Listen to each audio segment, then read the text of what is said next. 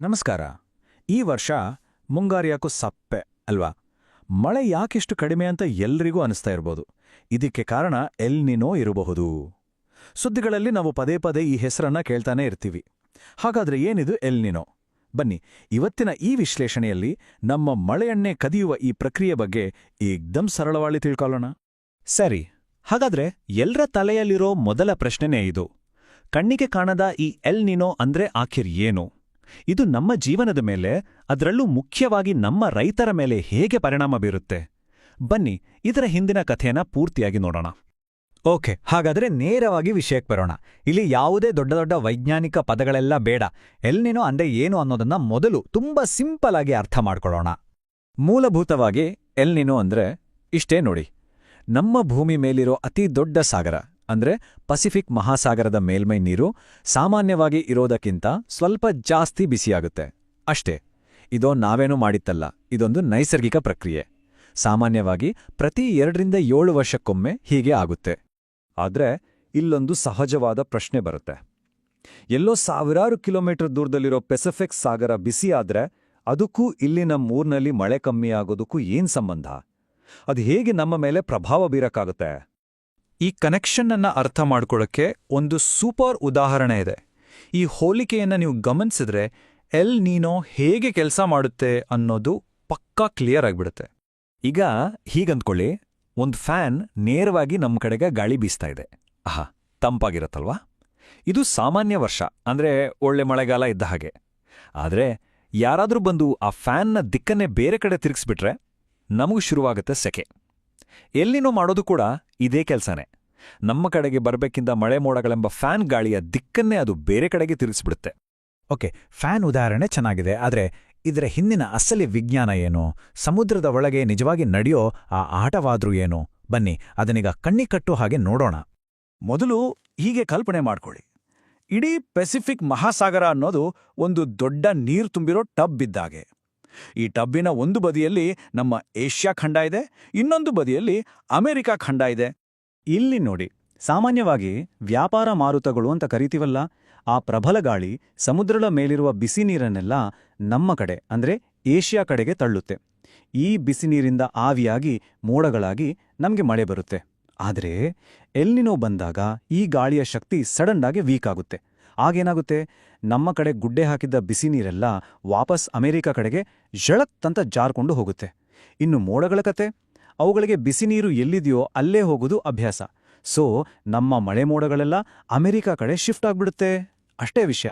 ನೋಡಿದ್ರಲ್ಲ, ಎಲ್ಲೋ ಪೆಸಿಫಿಕ್ ಸಾಗರದಲ್ಲಾಗೋ ಒಂದು ಸಣ್ಣ ಬದಲಾವಣೆ ಇಲ್ಲಿ ನಮ್ಮ ರೈತರ ಬದುಕಿನ ಮೇಲೆ, ನಮ್ಮ ಕೃಷಿಯ ಮೇಲೆ ಹೇಗೆ ನೇರವಾಗಿ ಪರಿಣಾಮ ಬೀರುತ್ತೆ ಅಂತ. ಆ ಪರಿಣಾಮಗಳೇನು ಅಂತ ಈಗ ನೋಡೋಣ. ಎಲ್ಲೇನೋ ವರ್ಷ ಬಂತು ಅಂದ್ರೆ ಮೊದಲನೇ ಹೊಡೆತ ಬೀಳೋದೇ ಮುಂಗಾರು ಮಳೆಗೆ. ಮಳೆ ತಡವಾಗಿ ಬರುತ್ತೆ ಅಥವಾ ಬಂದ್ರೂ ತೀರಾ ಕಡಿಮೆ. ಆಗ ಶುರುವಾಗುತ್ತೆ ನೋಡಿ ಬರಗಾಲದ ಭಯ. ಬೋರ್ವೆಲ್ಗಳ ನೀರು ಬತ್ತಿ ಹೋಗುತ್ತೆ, ಕೆರೆ ಕಟ್ಟೆಗಳು ಡ್ಯಾಮ್ಗಳು ಕೂಡ ತುಂಬಲ್ಲ. ಕೊನೆಗೆ ರೈತರು ಕಷ್ಟಪಟ್ಟು ಬಿತ್ತನೆ ಮಾಡಿದ್ದ ಬೆಳೆಗಳೆಲ್ಲ ಕೈಗೆ ಬರೋದಿಲ್ಲ. ಅಯ್ಯೋ, ಹಾಗಾದ್ರೆ ಇದಕ್ಕೆ ಪರಿಹಾರನೇ ಇಲ್ವಾ? ಹಾಗೇನಿಲ್ಲ, ಖಂಡಿತ ಇದೆ. ಎಲ್ ನಿನೋ ಬರ್ತಿದೆ ಅಂತ ಹವಾಮಾನ ಇಲಾಖೆ ಮುಂಚಿತವಾಗಿ ಎಚ್ಚರಿಕೆ ಕೊಟ್ಟಾಗ ರೈತರು ಕೆಲವು ಸ್ಮಾರ್ಟ್ ಹೆಜ್ಜೆಗಳನ್ನ ಇಡಬಹುದು. ಇಲ್ಲಿ 3 ಸಿಂಪಲ್ ಸಲಹೆಗಳಿವೆ. ಒಂದು, ಭತ್ತ, ಕಬ್ಬಿನಂತಹ ಜಾಸ್ತಿ ನೀರು ಕೇಳೋ ಬೆಳೆಗಳ ಬದಲು ರಾಗಿ, ಸಜ್ಜೆ, ನವಣೆ ಅಂತಹ ಸಿರಿಧಾನ್ಯಗಳನ್ನ ಬೆಳೆಯೋದು. ಇವು ಕಡಿಮೆ ನೀರಲ್ಲೇ ಒಳ್ಳೆ ಫಸಲು ಕೊಡುತ್ತೆ. 2, ಹನಿ ನೀರಾವರಿಯಂತಹ ಪದ್ಧತಿಗಳನ್ನ ಬಳಸಿ ಇರೋ ಪ್ರತಿಯೊಂದು ಹನಿ ನೀರನ್ನೂ ಉಳಿಸೋದು. 3ನೇದಾಗಿ, ಮಣ್ಣಿನ ತೇವಾಂಶ ಬೇಗ ಆರಿ ಹೋಗದ ಹಾಗೆ ಹೊದಿಕೆ ಹಾಕೋದು, ಅಂದ್ರೆ ಮಲ್ಚಿಂಗ್ ಮಾಡೋದು. ಹಾಗಾದ್ರೆ ಇಷ್ಟೆಲ್ಲ ಚರ್ಚೆಯ ಸಾರಾಂಶ ಏನು ಅಂತ ಒಂದೇ ವಾಕ್ಯದಲ್ಲಿ ಹೇಳೋದಾದ್ರೆ ಈ ಸ್ಲೈಡ್ನಲ್ಲಿರೋ ಮಾತು ಪರ್ಫೆಕ್ಟ್ ಆಗಿದೆ. ಎಲ್ ನಿನೋ ಅಂದ್ರೆ ಸಮುದ್ರದ ನೀರು ಬಿಸಿಯಾಗಿ ನಮ್ಮ ಮಳೆಯನ್ನ ಕದ್ದೊಯ್ಯುವ ಒಂದು ನೈಸರ್ಗಿಕ ಪ್ರಕ್ರಿಯೆ. ಇದಕ್ಕಿಂತ ಸಿಂಪಲ್ ಆಗಿ ಹೇಳಕ್ಕಾಗಲ್ಲ ನೋಡಿ. ಕೊನೆಯದಾಗಿ ಒಂದು ವಿಷಯ ಸ್ಪಷ್ಟವಾಗಿರ್ಲಿ. ಎಲ್ ನಿನೋ ಅನ್ನೋದು ಪ್ರಕೃತಿಯ ಒಂದು ಆಟ. ಅದನ್ನ ನಾವು ನಿಲ್ಸೋಕ್ ಆಗಲ್ಲ. ಆದ್ರೆ ಅದರ ಬಗ್ಗೆ ಮುಂಚಿತವಾಗಿ ಮಾಹಿತಿ ಪಡ್ಕೊಂಡು ಅದಕ್ಕೆ ತಕ್ಕ ಹಾಗೆ ನಮ್ಮ ಬೆಳೆ ಯೋಜನೆಯನ್ನ, ನಮ್ಮ ಕೃಷಿ ಪದ್ಧತಿಗಳನ್ನ ಬದಲಾಯಿಸ್ಕೊಂಡ್ರೆ ಅದರ ಹೊಡೆತದಿಂದ ನಾವು ಖಂಡಿತವಾಗಿಯೂ ಪಾರಾಗ್ಬೋದು. ಇದೇ ಅಲ್ವಾ ನಿಜವಾದ ಜಾಣತನ ಅಂದ್ರೆ? ಪೆಸಿಫಿಕ್ ಮಹಾಸಾಗರದಲ್ಲಿ ಮೀನುಗಾರನೊಬ್ಬನ ಬಲೆಗೆ ಮೀನು ಬೀಳದಿದ್ರೆ ಎಲ್ಲೋ ನಮ್ಮ ಕರ್ನಾಟಕದ ರೈತನ ಹೊಲದಲ್ಲೇ ಬೆಳೆ ಒಣಗುತ್ತೆ ಅಂದ್ರೆ ನಂಬೋಕ್ ಸಾಧ್ಯನಾ? ಮೇಲ್ನೋಟಕ್ಕೆ ಇದೇನೋ ಒಂಥರ ಕಟ್ಟುಕತೆ ತರ ಅನ್ಸ್ಬೋದು. ಹೌದು, ಖಂಡಿತ. ಯಾರಿಗಾದ್ರೂ ಹಾಗೆ ಅನ್ಸುತ್ತೆ. ಎಲ್ಲೋ ಇರೋ ಸಮುದ್ರ, ಇನ್ನೆಲ್ಲೋ ಇರೋ ರೈತ. ಆದ್ರೆ ಇದು ಕಟ್ಟುಕತೆ ಅಲ್ಲ, ಸಂಪೂರ್ಣ ವಿಜ್ಞಾನ. ಇಂದಿನ ನಮ್ಮ ಈ ಆಳವಾದ ವಿಶ್ಲೇಷಣೆಗೆ ಸ್ವಾಗತ. ಮಳೆಗಾಲ ಹತ್ರ ಬರ್ತಿದ್ದ ಹಾಗೆ ಪತ್ರಿಕೆಗಳಲ್ಲಿ ಮತ್ತು ಟಿವಿ ನ್ಯೂಸಲ್ಲಿ ಎಲ್ ನೀನೋ ಅನ್ನೋ ಪದ ಪದೇ ಪದೇ ಕೇಳಿಸುತ್ತೆ. ನಿಜ, ಎಲ್ ನೀನೋ ಬರ್ತಿದೆ, ಮಳೆ ಕಮ್ಮಿ ಆಗುತ್ತೆ ಅಂತ ರಿಪೋರ್ಟ್ಗಳು ಬರೋಕ್ ಶುರುವಾಗುತ್ತೆ. ಅದೇ ಇಂದಿನ ನಮ್ಮ ಗುರಿ ಕೂಡ ಅದೇ. ಈ ಕಣ್ಣಿಗೆ ಕಾಣದ ಅಗಾಧವಾದ ಶಕ್ತಿ ಅಂದ್ರೆ ಏನು, ಮತ್ತು ಆ ಸಮುದ್ರಕ್ಕೂ ನಮ್ಮೂರಿನ ಮಳೆಗೂ ಇರೋ ಈ ಭೌತಿಕವಾದ ಸಂಬಂಧವನ್ನ ಯಾವುದೇ ಕಷ್ಟದ ವಿಜ್ಞಾನದ ಪದಗಳಿಲ್ಲದೆ ಸರಳವಾಗಿ ಬಿಡಿಸಿ ನೋಡೋಣ. ಖಂಡಿತ. ಈ ವಿಷಯನ ನಾವು ಅರ್ಥ ಮಾಡ್ಕೊಳ್ಳೋಕೆ ದಕ್ಷಿಣ ಅಮೆರಿಕದ ಪೆರು ದೇಶದ ಕರಾವಳಿಗೆ ಹೋಗ್ಬೇಕು. ಅಂದ್ರೆ ಸುಮಾರು 17ನೇ ಶತಮಾನದಲ್ಲೇ ಅಲ್ಲಿನ ಸ್ಥಳೀಯ ಮೀನುಗಾರರು ಒಂದು ವಿಚಿತ್ರವಾದ ವಿದ್ಯಮಾನವನ್ನ ಗಮನಿಸಿದ್ರು. 17ನೇ ಶತಮಾನದಲ್ಲೇ? ಓಹೋ, ಅಂದ್ರೆ ಬಹಳ ಹಿಂದೆಯೇ ಈ ಪ್ರಕ್ರಿಯೆ ನಡೀತಾ ಇತ್ತು. ಹೌದು. ಸಾಮಾನ್ಯವಾಗಿ ಅಲ್ಲಿನ ಸಮುದ್ರದ ನೀರು ತುಂಬಾ ತಂಪಾಗಿರ್ತಿತ್ತು, ಮತ್ತೆ ಮೀನುಗಳು ಕೂಡ ಯಥೇಚ್ಛವಾಗಿ ಸಿಗ್ತಾ ಇತ್ತು. ಆದ್ರೆ ಕೆಲವು ನಿರ್ದಿಷ್ಟ ವರ್ಷಗಳಲ್ಲಿ, ವಿಶೇಷವಾಗಿ ಡಿಸೆಂಬರ್ ತಿಂಗಳ ಆಸುಪಾಸಿನಲ್ಲಿ ಸಮುದ್ರದ ಮೇಲ್ಮೈ ನೀರು ದಿಢೀರಂತ ಬಿಸಿಯಾಗ್ತಿತ್ತು. ಓಕೆ, ನೀರು ಬಿಸಿಯಾಗುತ್ತೆ. ಆದ್ರೆ ಅದರಿಂದ ಮೀನುಗಾರರಿಗೆ ಏನ್ ಸಮಸ್ಯೆ? ಆ ಬಿಸಿ ನೀರು ಬಂದ ತಕ್ಷಣ ಮೀನುಗಳೆಲ್ಲ ಮಾಯ ಆಗ್ತಾ ಇತ್ತು. ಕ್ರಿಸ್ಮಸ್ ಟೈಮಲ್ಲಿ ಈ ಬದಲಾವಣೆ ಆಗ್ತಾ ಇದ್ದಿದ್ರಿಂದ ಆ ಮೀನುಗಾರರು ಸ್ಪ್ಯಾನಿಷ್ ಭಾಷೆಯಲ್ಲಿ ಇದಕ್ಕೆ ಎಲ್ ನಿನೋ ಅಂತ ಹೆಸರಿಟ್ರು. ಅಂದ್ರೆ ಪುಟ್ಟ ಬಾಲಕ ಅಥವಾ ಬಾಲಯೇಸು ಅಂತ ಅರ್ಥ. ಒಂದು ನಿಮಿಷ, ಸಮುದ್ರದ ನೀರು ಬಿಸಿಯಾದ್ರೆ ಮೀನುಗಳು ಯಾಕೆ ಮಾಯ ಆಗ್ಬೇಕು? ಅಂದ್ರೆ ಈ ಮೀನುಗಾರರಿಗೂ ಎಲ್ ನಿನೋಗೂ ಇರೋ ಆ ಮೊದಲ ಕುಂಡಿ ಏನು? ಸಮುದ್ರದ ಆಳದಲ್ಲಿ ಅತ್ಯಂತ ತಂಪಾದ ಮತ್ತೆ ಪೋಷಕಾಂಶಗಳಿಂದ ಕೂಡಿದ ನೀರಿರುತ್ತೆ. ಈ ತಂಪಾದ ನೀರು ಮೇಲಕ್ಕೆ ಬಂದಾಗ ಫೈಟೋಪ್ಲಾಂಕ್ಟನ್ ಅನ್ನೋ ಸೂಕ್ಷ್ಮಜೀವಿಗಳು ಬೆಳೀತವೆ. ಇವೇ ಇಡೀ ಸಮುದ್ರದ ಆಹಾರ ಸರಪಳಿಯ ಮೂಲ. ಅಂದ್ರೆ ಸಣ್ಣ ಮೀನುಗಳು ಇವುಗಳನ್ನ ತಿನ್ನುತ್ತೆ, ದೊಡ್ಡ ಮೀನುಗಳು ಸಣ್ಣ ಮೀನುಗಳನ್ನ ತಿನ್ನುತ್ತೆ ಅಲ್ವಾ? ತಂಪಾದ ಪೋಷಕಾಂಶ ಇರೋ ನೀರು ಮೇಲಕ್ಕೆ ಬರದ ಹಾಗೆ ತಡೆಯುತ್ತೆ. ಓಹೋ, ಆಹಾರನೇ ಇಲ್ದಾಗ ಮೀನುಗಳು ಬೇರೆ ಕಡೆಗೆ ವಲಸೆ ಹೋಗ್ತವೆ ಅಥವಾ ಸಾಯ್ತವೆ. ಅಂದ್ರೆ ಮೀನುಗಾರರಿಗೆ ಇದು ಪ್ರಕೃತಿ ಕಟ್ತಿದ್ದ ಮೊದಲ ಎಚ್ಚರಿಕೆ ಗಂಟೆ. ಹೌದು. ಅಂದ್ರೆ ಸಮುದ್ರದ ಮೇಲ್ಮೈ ಬಿಸಿ ಆಗುವುದು ಕೇವಲ ಮೀನುಗಾರರ ಸಮಸ್ಯೆ ಅಲ್ಲ, ಅದು ಇಡೀ ಹವಾಮಾನ ವ್ಯವಸ್ಥೆಯ ಮೊದಲ ಸೂಚನೆ. ಹಾಗಾದ್ರೆ ಈ ಬಿಸಿ ನೀರಿನ ಮುಚ್ಚಳ ಅಲ್ಲಿ ಯಾಕೆ ಸೃಷ್ಟಿಯಾಗುತ್ತೆ ಅನ್ನೋದನ್ನ ಅರ್ಥ ಮಾಡ್ಕೊಳ್ಳೋಣ. ನಮ್ಮ ಸಾಮಾನ್ಯ ವರ್ಷಗಳಲ್ಲಿ, ಅಂದ್ರೆ ಎಲ್ ನೀನೋ ಇಲ್ಲದ ವರ್ಷಗಳಲ್ಲಿ ಈ ಸಮುದ್ರ ಹೇಗಿರುತ್ತೆ? ಇದನ್ನ ಅರ್ಥ ಮಾಡ್ಕೊಳ್ಳೋಕೆ ನಾವು ಗಾಳಿಯ ಬಗ್ಗೆ ಮಾತಾಡ್ಲೇಬೇಕು. ಪೆಸಿಫಿಕ್ ಮಹಾಸಾಗರದ ಮೇಲೆ ವ್ಯಾಪಾರ ಮಾರುತಗಳು ಅಂದ್ರೆ ಟ್ರೇಡ್ ವಿಂಡ್ಸ್ ಅಂತ ಕರೆಯುವ ಪ್ರಬಲವಾದ ಗಾಳಿಯ ವ್ಯವಸ್ಥೆ ಇದೆ. ಓಕೆ, ಈ ಗಾಳಿ ಯಾವ ಕಡೆಯಿಂದ ಯಾವ ಕಡೆಗೆ ಬೀಸುತ್ತೆ? ಇದು ದಕ್ಷಿಣ ಅಮೆರಿಕಾದ ಕಡೆಯಿಂದ ಏಷ್ಯಾ ಅಂದ್ರೆ ನಮ್ಮ ಭಾರತ, ಆಸ್ಟ್ರೇಲಿಯಾದ ಕಡೆಗೆ ನಿರಂತರವಾಗಿ ಬೀಸುತ್ತಲೇ ಇರುತ್ತೆ. ಈ ಗಾಳಿ ಬರೀ ತಂಪಾದ ಗಾಳಿ ಅಲ್ಲ, ಇದು ಭೂಮಿಯ ತಿರುಗುವಿಕೆ ಮತ್ತು ವಾತಾವರಣದ ಒತ್ತಡದಿಂದ ಸೃಷ್ಟಿಯಾಗುವ ಒಂದು ಬೃಹತ್ ಶಕ್ತಿ. ನಾನು ಓದಿದ್ದೆ ಈ ಗಾಳಿ ಸಮುದ್ರದ ಮೇಲ್ಮೈ ನೀರನ್ನು ನಮ್ಮ ಕಡೆಗೆ ತಳ್ಳುತ್ತೆ ಅಂತ. ಆದರೆ ಇದು ನಂಬೋಕೆ ಸ್ವಲ್ಪ ಕಷ್ಟ ಆಗುತ್ತೆ. ಕೇವಲ ಗಾಳಿಯೊಂದು ಲಕ್ಷಾಂತರ ಗ್ಯಾಲನ್ ನೀರನ್ನ ಒಂದು ಖಂಡದಿಂದ ಇನ್ನೊಂದು ಖಂಡಕ್ಕೆ ತಳ್ಳುವಷ್ಟು ಬಲವಾಗಿರುತ್ತಾ? ಆಶ್ಚರ್ಯ ಆದ್ರೂ ಇದು ಸತ್ಯ. ಇದನ್ನ ಒಂದು ದೃಶ್ಯದ ಮೂಲಕ ಕಲ್ಪಿಸ್ಕೊಳ್ಳೋಣ. ಒಂದು ದೊಡ್ಡ ಈಜುಕೊಳದ ಮುಂದೆ ನಿಂತು ಅತ್ಯಂತ ಶಕ್ತಿಶಾಲಿಯಾದ ಹೇರ್ ಡ್ರೈಯರ್ ಯಂತ್ರದಿಂದ ಆ ಕೊಳದ ಮೇಲ್ಮೈಗೆ ನಿರಂತರವಾಗಿ ಗಾಳಿಯನ್ನ ಬಿಟ್ರೆ ಏನಾಗುತ್ತೆ? ಆ ಗಾಳಿಯ ಒತ್ತಡಕ್ಕೆ ಕೊಳದ ಮೇಲ್ಭಾಗದ ನೀರೆಲ್ಲ ತಳ್ಳಲ್ಪಟ್ಟು ಇನ್ನೊಂದು ತುದಿಯಲ್ಲಿ ಹೋಗಿ ರಾಶಿಯಾಗುತ್ತೆ. ಎಕ್ಸಾಕ್ಟ್ಲಿ. ವ್ಯಾಪಾರ ಮಾರುತಗಳು ಮಾಡೋದು ಇದನ್ನೇ. ಸೂರ್ಯನ ಶಾಖೆಗೆ ಬಿಸಿಯಾದ ಮೇಲ್ಮೈ ನೀರನ್ನ ಈ ಗಾಳಿ ಅಮೆರಿಕಾದಿಂದ ಏಷ್ಯಾದ ಕಡೆಗೆ ನಿರಂತರವಾಗಿ ತಳ್ಳುತ್ತೆ. ವಾವ್! ಅಂದ್ರೆ ಸಮುದ್ರದ ನೀರು ನಿಜಕ್ಕೂ ಒಂದು ಕಡೆ ರಾಶಿಯಾಗುತ್ತಾ? ಹೌದು. ಇದರ ಪರಿಣಾಮ ಎಷ್ಟು ಅಗಾಧವಾಗಿರುತ್ತೆ ಅಂದ್ರೆ ದಕ್ಷಿಣ ಅಮೆರಿಕಾದ ಕರಾವಳಿಗಿಂತ ಏಷ್ಯಾದ ಕರಾವಳಿಯಲ್ಲಿ ಅಂದ್ರೆ ನಮ್ಮ ಇಂಡೋನೇಷ್ಯಾ, ಫಿಲಿಪೀನ್ಸ್ ಬಳಿ ಸಮುದ್ರದ ಮಟ್ಟ ಸುಮಾರು 1/2 ಮೀಟರ್ನಷ್ಟು ಎತ್ತರ ಇರುತ್ತೆ. 1/2 ಮೀಟರ್ನಷ್ಟು ಎತ್ತರ? ಇದು ನಿಜಕ್ಕೂ ಬೆರಗುಗೊಳಿಸುವ ವಿಚಾರ. ಅಂದ್ರೆ ಅಕ್ಷರಶಃ ಇಡೀ ಪೆಸಿಫಿಕ್ ಮಹಾಸಾಗರ ಒಂದು ಕಡೆ ವಾಲಿದೆ ಅಂತಾಯ್ತು. ಹೌದು, ಒಂದು ಬೃಹತ್ ನೀರಿನ ಟಬ್ನ ಒಂದು ಕಡೆ ಎತ್ತಿ ಹಿಡಿದ ಹಾಗೆ.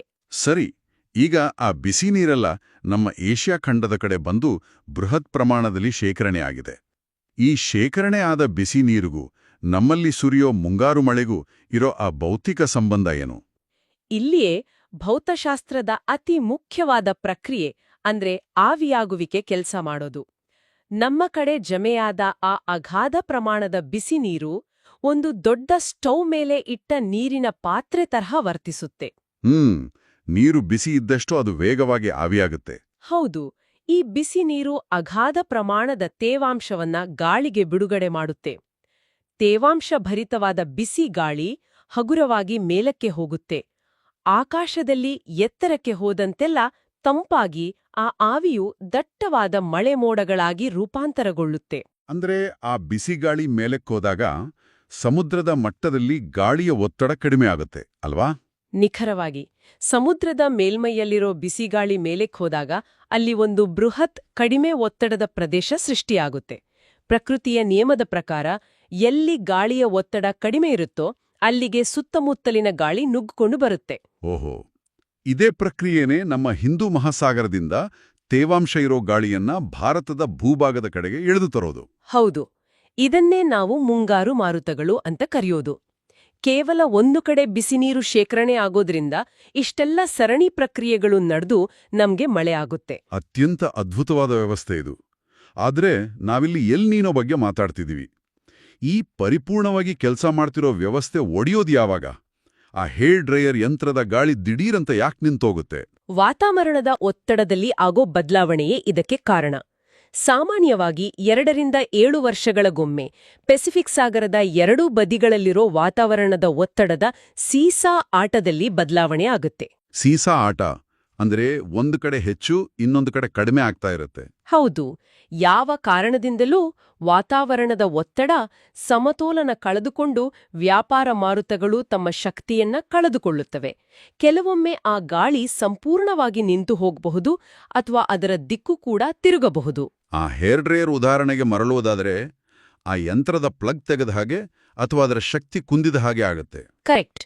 ಗಾಳಿಯ ಶಕ್ತಿ ಕುಂದಿದ ತಕ್ಷಣ ಏನಾಗುತ್ತೆ ಅಂತ ನೀವೇ ಊಹಿಸಿ. ಗಾಳಿ ನಿಂತ ತಕ್ಷಣ ನಾವು ಆ ಈಜುಕೊಳದ ಒಂದ ತುದಿಯಲ್ಲಿ ಬಲವಂತವಾಗಿ ಶೇಖರಿಸಿಟ್ಟಿದ್ದ ಆ 1/2 ಮೀಟರ್ ಎತ್ತರದ ಬಿಸಿ ನೀರು ಗಾಳಿಯ ಒತ್ತಡ ಇಲ್ಲದೆ ವಾಪಸ್ ತನ್ನ ಹಳೇ ಜಾಗಕ್ಕೆ ವಾಪಸ್ ದಕ್ಷಿಣ ಅಮೆರಿಕಾದ ಕಡೆಗೆ ನುಗ್ಗಿಕೊಂಡು ಹೋಗುತ್ತೆ. ಅಕ್ಷರಶಃ ಇದೇ ಆಗೋದು. ವಾವ್, ಇಷ್ಟು ದೊಡ್ಡ ಸಮುದ್ರದಲ್ಲಿ ನೀರು ವಾಪಸ್ ಹೋಗೋದಾದ್ರೆ ಸಾಮಾನ್ಯ ಮಾತಲ್ಲ. ಖಂಡಿತ. ಇದನ್ನ ವಿಜ್ಞಾನದಲ್ಲಿ ಕೆಲ್ವಿನ್ ವೇವ್ ಅಂತ ಕರೀತಾರೆ.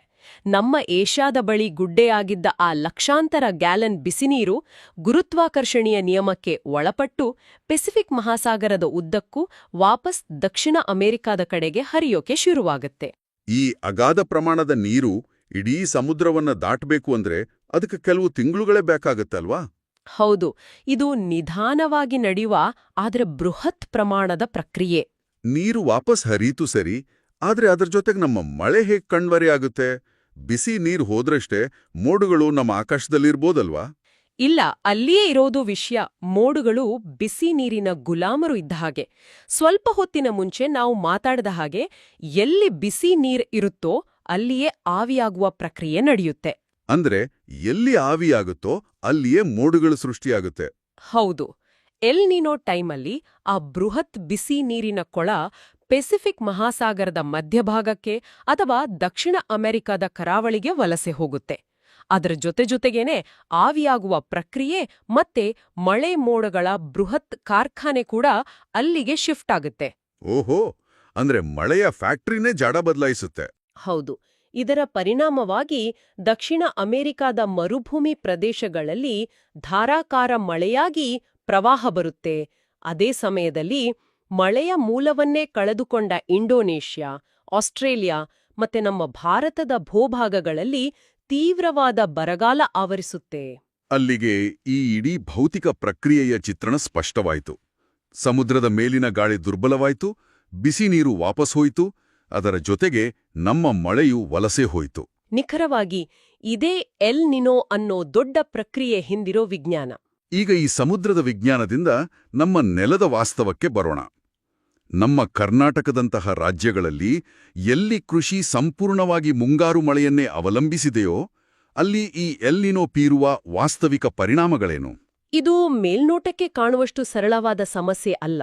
ಮುಂಗಾರು ಮಳೆ ಕೇವಲ ನಮ್ಮ ಹೊಲಗಳಿಗೆ ಮಾತ್ರ ನೀರು ಉಣಿಸೋದಿಲ್ಲ, ಇಡೀ ಜಲಚಕ್ರದ ಬ್ಯಾಟರಿ ರೀಚಾರ್ಜ್ ಮಾಡೋದೇ ಈ ಮಳೆ. ಮಳೆ ಸ್ವಲ್ಪ ತಡವಾದ್ರೆ ಅಂತಹ ದೊಡ್ಡ ಪ್ರಮಾದ ಏನಾಗುತ್ತೆ? ಅಂತರ್ಜಲ ಬಳಸ್ಕೊಂಡು ಕೃಷಿ ಮಾಡ್ಬೋದಲ್ವಾ ಅಂತ ಕೆಲವರಿಗೆ ಅನ್ಸ್ಬೋದು. ಎಲ್ ನಿನೋ ವರ್ಷದಲ್ಲಿ ಮುಂಗಾರು ವಿಳಂಬ ಆಗತ್ತೆ ಅಥವಾ ಬಿದ್ರೂ ವಾಡಿಕೆಗಿಂತ ಅತ್ಯಂತ ಕಡಿಮೆ ಮಳೆಯಾಗುತ್ತೆ. ಮಳೆಕಾಲದಲ್ಲೇ ಮಳೆ ಇಲ್ಲದಿದ್ರೆ ಕೆರೆ ಕಟ್ಟೆಗಳು ತುಂಬುವುದಿಲ್ಲ, ಅಣೆಕಟ್ಟುಗಳಲ್ಲಿ ನೀರಿನ ಮಟ್ಟ ತಳ ಸೇರುತ್ತೆ. ಇಂತಹ ಸಮಯದಲ್ಲಿ ರೈತರು ತಮ್ಮ ಬೋರ್ವೆಲ್ಗಳನ್ನ ಅಂದ್ರೆ ಅಂತರ್ಜಲವನ್ನ ಅವಲಂಬಿಸ್ತಾರೆ. ಆದ್ರೆ ಮಳೆಯೇ ಇಲ್ದೆ ಭೂಮಿಯೊಳಗೆ ನೀರು ಎಲ್ಲಿಂದ ಇಂಗೋಕೆ ಸಾಧ್ಯ? ಅಂತರ್ಜಲದ ಮಟ್ಟ ಕೂಡ ಪಾತಾಳಕ್ಕೆ ಕುಸಿಯುತ್ತಲ್ವಾ? ಖಂಡಿತ. ಜೊತೆಗೆ ಬೇಸಿಗೆಯ ಬಿಸಿಲಿಗೆ ಭೂಮಿಯ ಮೇಲಿನ ತೇವಾಂಶ ಸಂಪೂರ್ಣವಾಗಿ ಆವಿಯಾಗಿ ಕೃಷಿ ಭೂಮಿ ಕಲ್ಲಿನಂತೆ ಗಟ್ಟಿಯಾಗತ್ತೆ.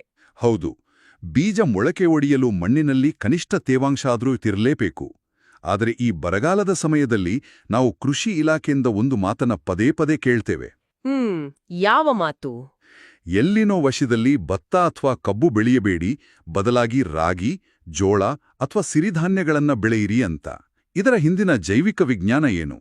ರಾಗಿಯಂತಹ ಬೆಳೆದಲಿಗೆ ಮಾತ್ರ ಆ ಒಣಹವೆಯನ್ನು ತಡೆಕೊಳ್ಳುವ ಶಕ್ತಿ ಹೇಗೆ ಬರುತ್ತೆ? ಇದೊಂದು ಅತ್ಯಂತ ರೋಚಕವಾದ ಸಸ್ಯವಿಜ್ಞಾನ ಅಂತ ಹೇಳ್ಬಹುದು. ಭತ್ತ ಅಥವಾ ಕಬ್ಬು ನೈಸರ್ಗಿಕವಾಗಿಯೇ ವಿಪರೀತ ನೀರನ್ನ ಬೇಡೋ ಸಸ್ಯಗಳು. ಅವುಗಳ ಎಲೆಗಳು ಅಗಲವಾಗಿರುತ್ತೆ. ಸೂರ್ಯನ ಬಿಸಿಲು ಬಿದ್ದಾಗ ಸಸ್ಯಗಳು ತಮ್ಮ ಎಳೆಗಳ ಮೂಲಕ ನೀರನ್ನ ಆವಿಯಾಗಿ ಹೊರ ಹಾಕ್ತಾವಲ್ವಾ? ಹೌದು, ಇದನ್ನ ಟ್ರಾನ್ಸ್ಪಿರೇಷನ್ ಅಂತ ಕರೆಯುತ್ತಾರೆ.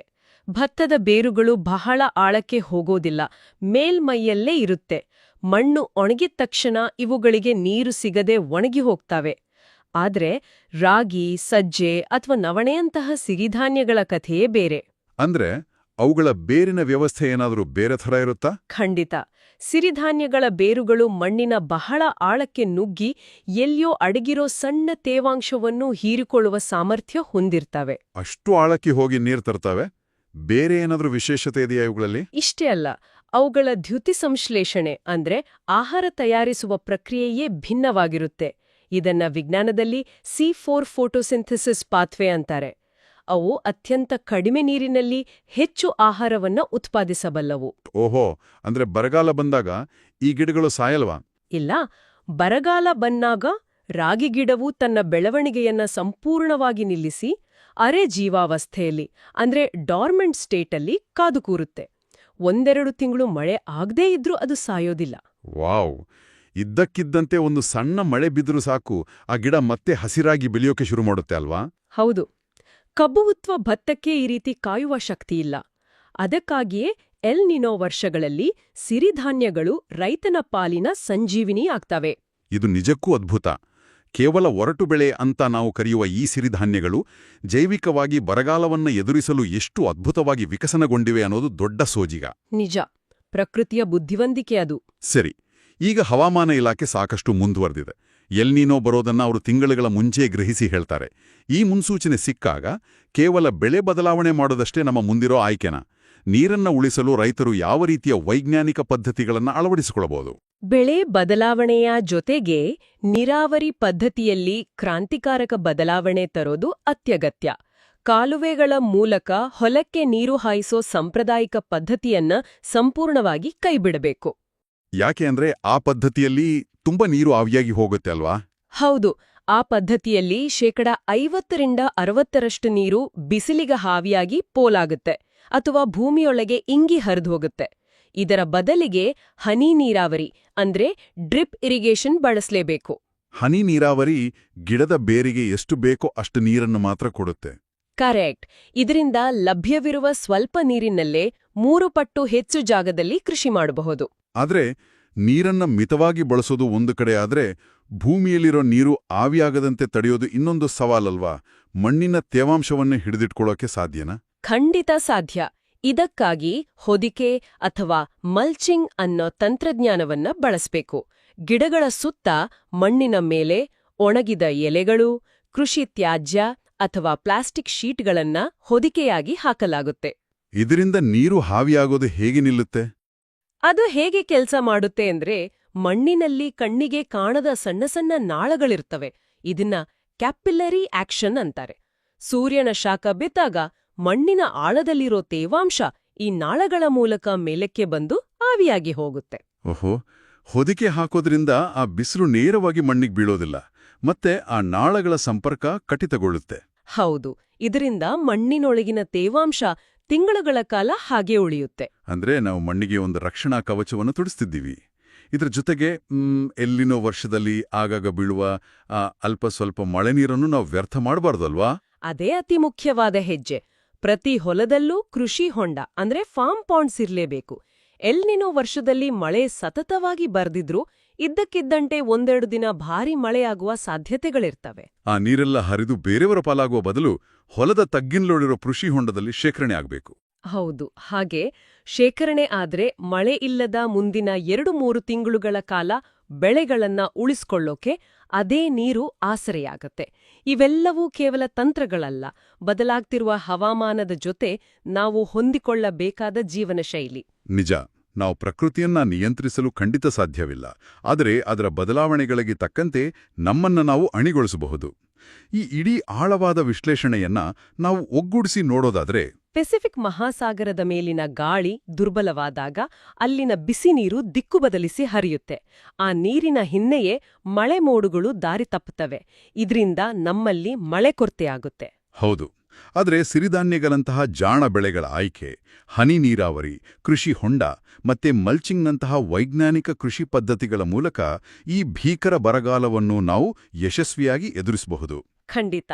ಸಮುದ್ರದ ವಿಜ್ಞಾನಕ್ಕೂ ಮತ್ತು ನಮ್ಮ ನೆಲದ ಕೃಷಿ ವಿಜ್ಞಾನಕ್ಕೂ ಇರೋ ಈ ಕೊಂಡಿಯನ್ನ ಅರ್ಥ ಮಾಡಿಕೊಂಡಾಗ ಮಾತ್ರ ನಾವು ಭವಿಷ್ಯದ ಸವಾಲುಗಳಿಗೆ ಸಿದ್ಧರಾಗೋಕೆ ಸಾಧ್ಯ.